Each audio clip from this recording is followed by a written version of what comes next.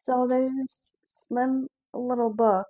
You could literally finish it in an afternoon, and it's been sitting in my mind for a while now. It's called Ancient Beliefs and Modern Superstitions by Martin Lings.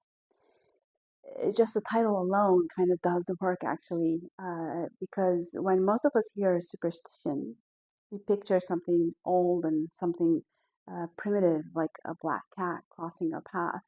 But this book flips that completely on its head. So, who is this man, the author, Martin Lings? And before we get even into the book, I think it helps to know who's writing it. Martin Lings wasn't really an armchair philosopher. He was born in England in 1909 and he studied at Oxford under C.S. Lewis, surprisingly.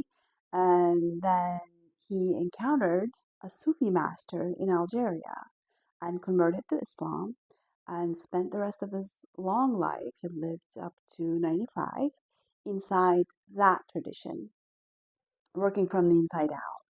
And he spent years at the British Museum as a curator of Islamic manuscripts. He wrote what many consider to this day the finest biography of the Prophet Muhammad in English, a book that sold over 1 million copies. And he was part of what's called the Traditionalist School alongside other influential thinkers who argued that the modern life isn't an upgrade on what came before, it's a severance. And that severance has a cost that most people are not aware of yet. So when he writes a book called Ancient Beliefs and Modern Superstitions, he's not writing as someone who studied tradition from a distance, but he's writing it as someone who lived very much inside it. His whole argument is that modern life, the present tense, the secular, rational world we live in, is itself steeped in superstition, deep superstition, in fact. It's the kind that you can't see because you're inside it. And ancient beliefs, by contrast, were anything but naive. They were connected to what's real, something we've largely lost access to in this modern world. And the core of the book is about what he calls the inversion of the hierarchy. Traditionally, across cultures, across centuries, the unseen world was considered more real than the seen one. Spirit was primary. Matter was a kind of crystallized or condensed expression of something deeper. The physical world was real, yes, but it was downstream of something greater. Modern materialism inverts that completely. Matter is the only reality. Consciousness is is a byproduct. The soul, even if it exists at all, is just the brain doing something complicated.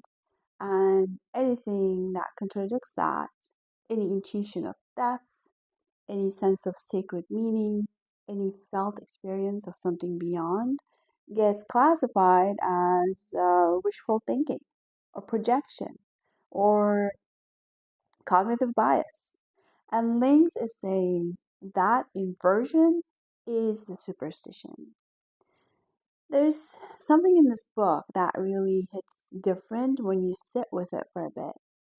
When you're away from noise and away from surface, when you're in an underground space, metaphorically, um, or literally, when where there is no distraction, no performance, because the whole premise of the book is about depth, about going below the consensus layer of reality and asking what's actually here. Lings writes about symbols, like someone who writes about maps to a place they're very familiar with. So the symbol isn't just a cultural artifact; it's a doorway.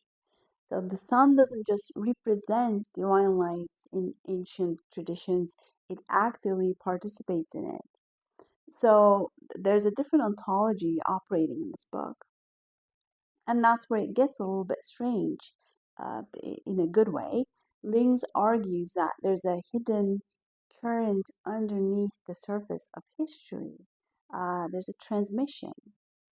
The perennial wisdom didn't just disappear when Rome fell, or when the church lost its hold, or when Enlightenment reason declared itself the final authority. It went underground.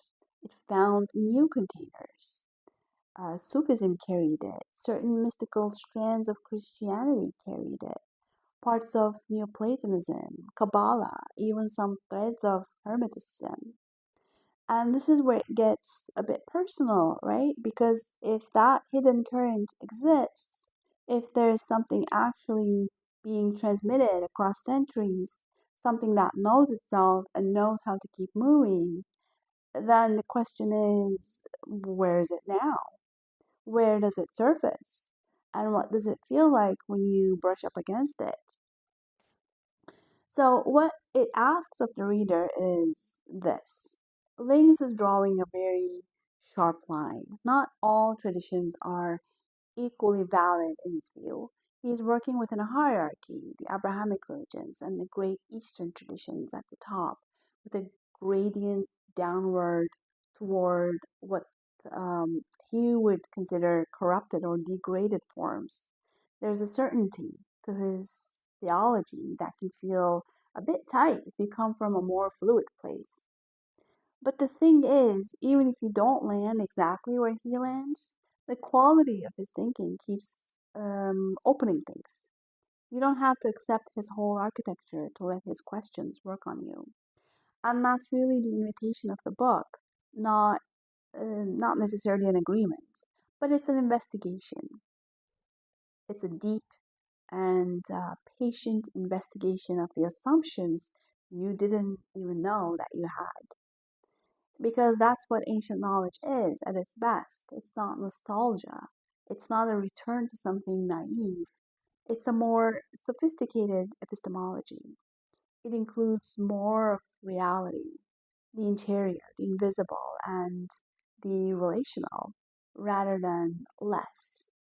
And modern superstition, in Ling's framing, is exactly that, a worldview that flatters itself as grown up while cutting off access to most of what is real. Ancient Beliefs and Modern Superstitions is a small book that leaves a long shadow. Read it slowly and let it argue with you.